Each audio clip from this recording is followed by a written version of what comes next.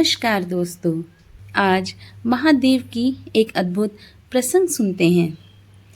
एक बार शरद पूर्णिमा की शरद उज्ज्वली चांदनी में वंशीवट यमुना के किनारे श्याम सुंदर साक्षात मन्मथ नाथ की वंशी बज उठी।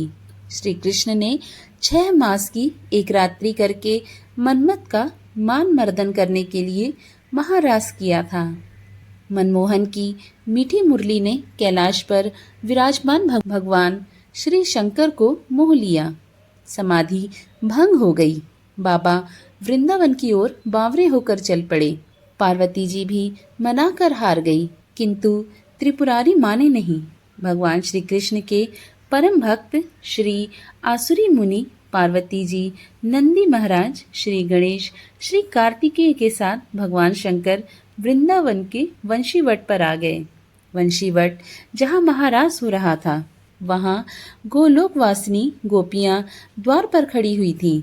पार्वती जी तो महारास में अंदर प्रवेश कर गईं, किंतु द्वारपालिकाओं ने श्री महादेव जी और आसुरी मुनि को अंदर जाने से रोक दिया। बोली, श्रेष्ठ जनों, श्री कृष्ण के अतिरिक्त अन्य कोई पुरुष एकांत महारास में प्रवेश नहीं कर सकता। श्री शिव जी बोले, देवियों, हमें भी श्री राधा कृष्ण के दर्शनों की लालसा है, अतः आप ही लोग कोई उपाय बतलाइए जिससे कि हम महाराज के दर्शन पा सकें।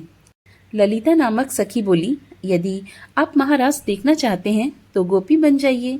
मानसरोवर में स्नान कर गोपी का रूप धारण करके महाराज में प्रवेश हुआ जा सकता है। फिर क्या था, भगवान शिव अर्धनारीश्वर से पूरे नारी रूप बन गए। श्री यमुना जी ने षाडेश श्रृंगार कर दिया तो बाबा भोलेनाथ गोपी रूप हो गए। प्रसन्न मन से वे गोपी वेश में महारास में प्रवेश कर गए। श्री शिव जी मोहिनी वेश में मोहन की रास स्थली में गोपियों के मंडल में मिलकर अतृप्त नेत्रों से विश्व मोहन की रूप माधुरी का पान करने लगे। नटवर वेशधारी श्री रास विहारी, राशेश्वरी, रसमयी श्री राधा जी एवं गोपियों को नृत्य एवं रास करते हुए देख नटराज भोलेनाथ भी स्वयं ताता थैया कर नाच उठे। मोहन ने ऐसी मोहनी वंशी बजाई कि सुध बुद्धि भूल गए भोलेनाथ। बनवारी से क्या कुछ छुपा है, मुस्कुरा उठे, पहचान लिया भोलेनाथ को।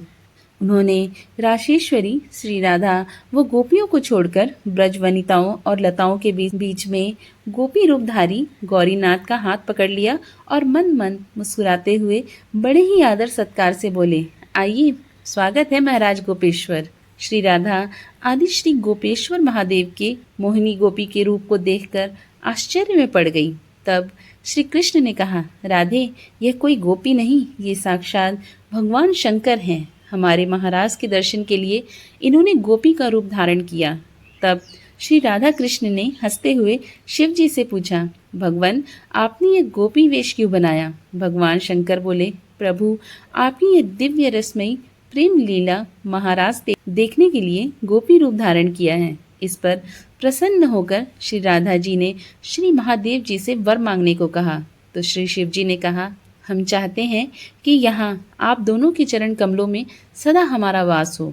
आप दोनों के चरण कमलों के बिना हम कहीं अन्यत्र वास करना नहीं चाहते। भगवान श्री कृष्ण ने तथास्तु कहकर कालिंदी के निकट निकुंज के पास वंशीवट के सम्मुख भगवान महादेव को श्री गोपेश्वर महादेव के नाम से स्थापित कर विराजमान कर दिया। श्री राधा कृष्ण गोपियों ने उनकी पूजा की और कहा कि व्रज वृंदावन की यात्रा तभी पूर्ण होगी जब व्यक्ति आपके दर्शन कर लेगा। आपके दर्शन किए बिना यात्रा अधूरी रहेगी। भगवान शंकर वृंदावन में आज भी गोपेश्वर महादेव के रूप में विराजमान है और भक्तों को अपने दिव्य गोपी वेश में दर्शन दे रहे हैं। गर्भगृह के बाहर पार्वती जी, श्री गणेश, श्री नंदी विराजमान हैं। आज भी संध्या के समय भगवान का गोपी वेश में दिव्य श्रृंगार होता है। हर हर महादेव। आशा करती हूँ आपको मेरी आज की ये कहानी पसंद आई होगी। पसंद आई हो तो एक लाइक कर दें। चैनल पर नए हैं तो चैनल को सब्सक्राइब कर लें। साथ ही नोटिफिकेशन बेल ऑन कर दें, जिससे मेरे आने वाली वीडियो की जानकारी आपको सहज ही प्राप्त हो सके। राधे राधे। जय शिव शंभू।